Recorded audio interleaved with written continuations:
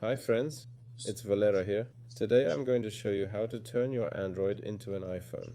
So for this, we need to head to the Play Store.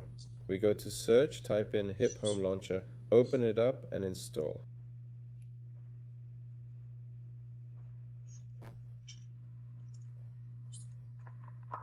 Let's open it. Pick a language. Click continue, swipe right, then click get started. Now let's choose our wallpaper here and hit continue. There we go.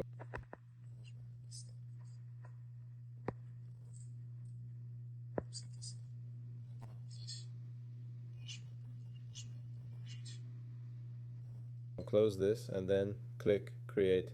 It's setting up now.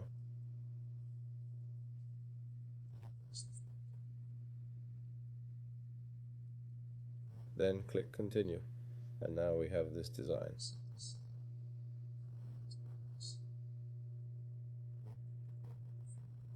There we go. Oh, hang on.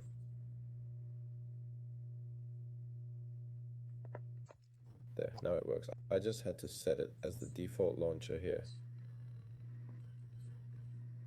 That's it. Well, that's all for now. Valera signing off. Bye, everyone.